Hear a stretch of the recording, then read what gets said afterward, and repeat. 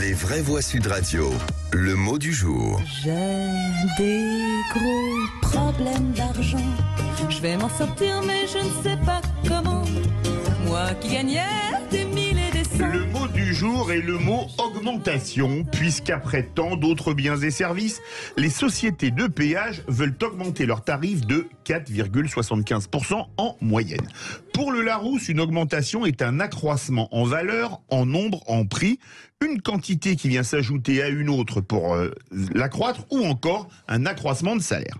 Augmentation vient du bas latin augmentatio, qui signifie hausse, augmentation. Ainsi donc, après les prix des carburants, les prix des voitures, les prix des pièces détachées comme les pneus, dont l'augmentation est la conséquence de l'augmentation des prix de l'énergie et des matières premières, ce sont les péages qui risquent aussi de fortement augmenter. Aucun rapport avec la hausse des matières premières, puisqu'il s'agit là peut-être de la voracité des actionnaires.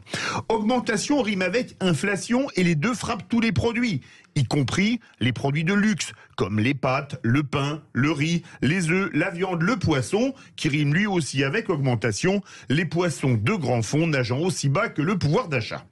Même les jouets du Père Noël vont subir une forte augmentation, ce qui prouve que le Père Noël, à défaut d'être une ordure, risque de mettre la clé sous le paillasson en raison de ces augmentations.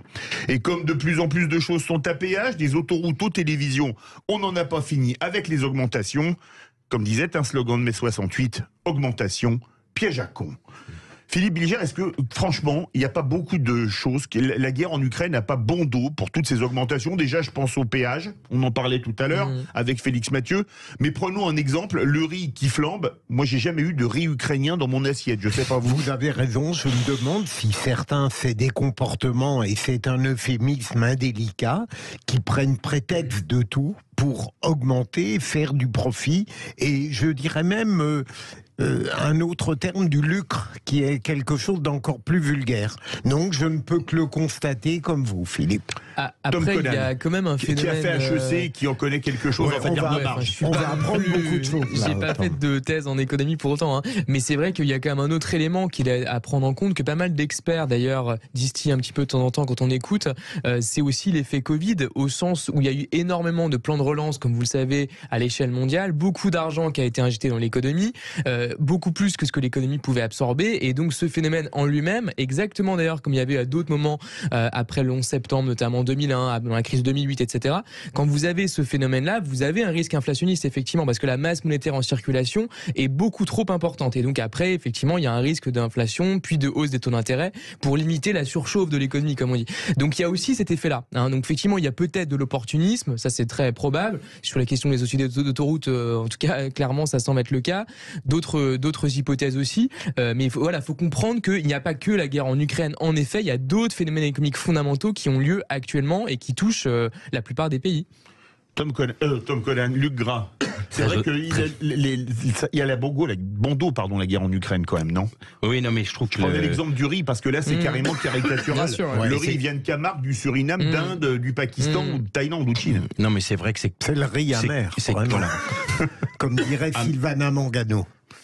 Il y a un vrai scandale derrière tout ça, c'est une évidence. On voit bien le risque justement d'une économie exclusivement financière, où le capital appelle le capital, et où finalement certains donc acteurs de l'économie réelle se disent, puisque il y a des augmentations des matières premières, de l'énergie notamment, etc., on en profite, on se glisse dedans et on essaie d'aller chercher plus d'argent.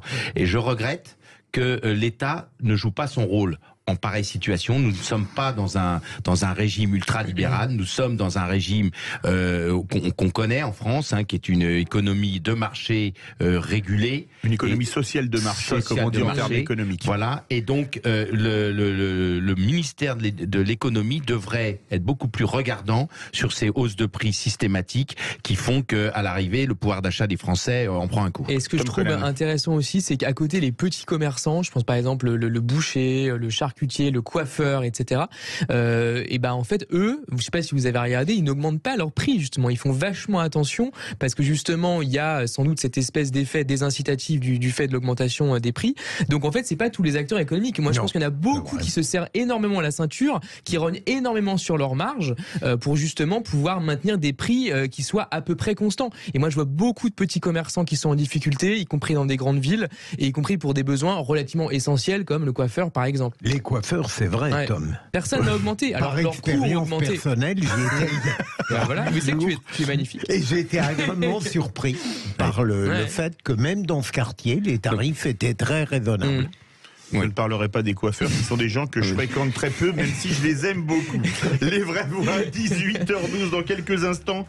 Les tours de table de l'actualité. Tom Conan veut parler de la légalisation de l'euthanasie, tandis que pour Luc Gras, ça va être comme toujours très philosophique. Le macronisme est un sophisme. Prenez vos feuilles, vos stylos, vous avez 4 heures. On se retrouve dans quelques instants dans les vraies voix de Sud Radio.